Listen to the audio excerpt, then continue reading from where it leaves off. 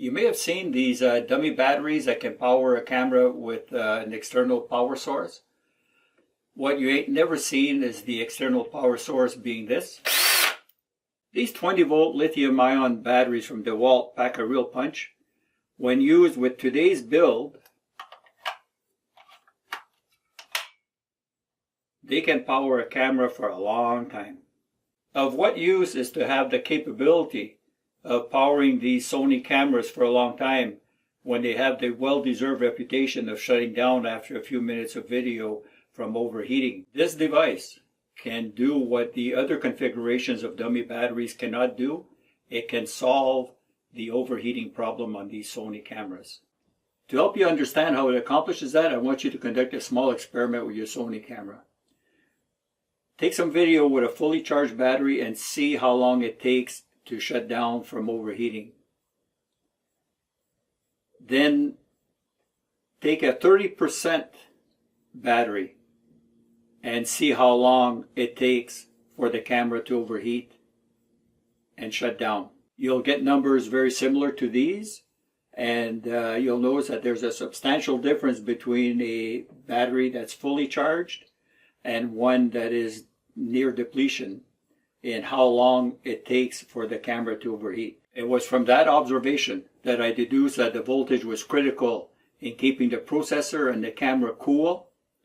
That's why this device supplies 8.4 volts at all times to the camera. The rating on the Sony battery for that camera is 7.2 volts. So I can hear it now.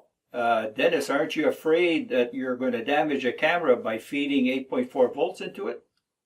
So let's talk about how these lithium batteries are rated.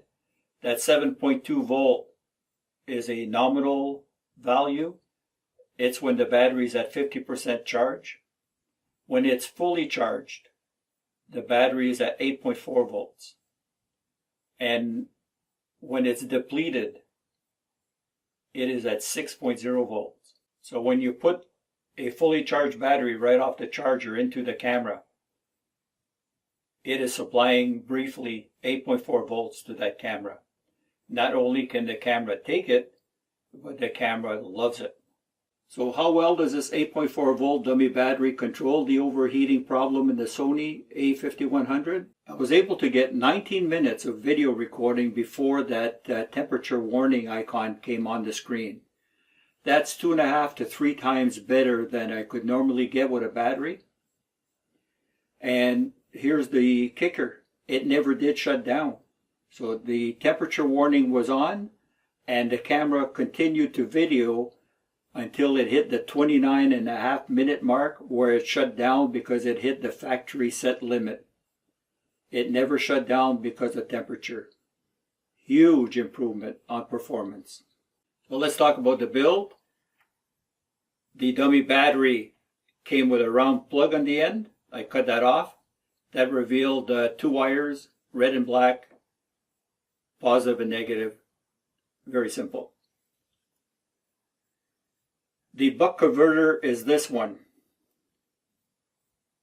If you have a hard time to find one with a heat sink on it, I don't think it's a big deal. This thing doesn't work very hard. It's not going to get hot. And I've noticed that since I bought a couple of these, that for the most part they're sold without the heat sinks.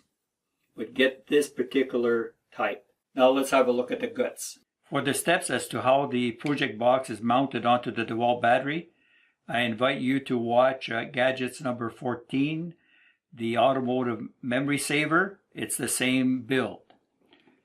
I used 50 amp maxi-fuse blades to make these contacts, as the same as in gadgets 14.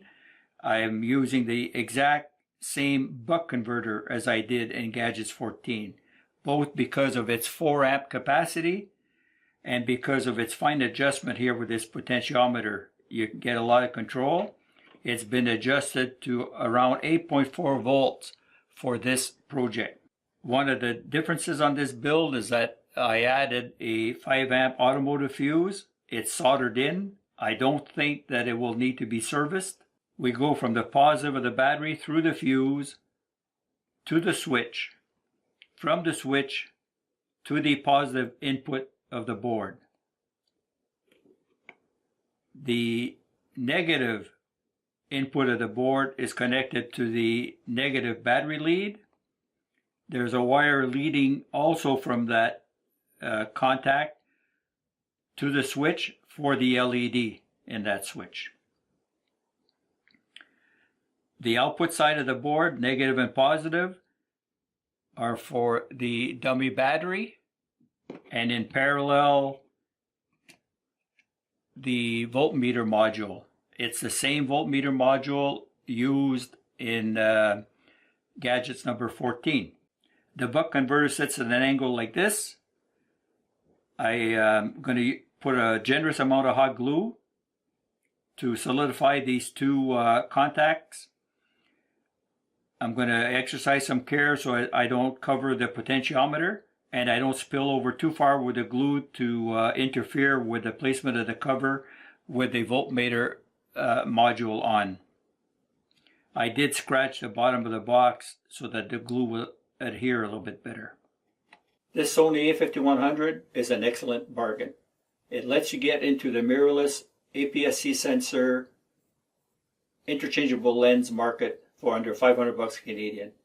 The best kept secret are the microphones. Those stereo microphones are what I'm using in this video. They're quite usable. And now that I can overcome the heating problem of this, I just love it. These guys take care.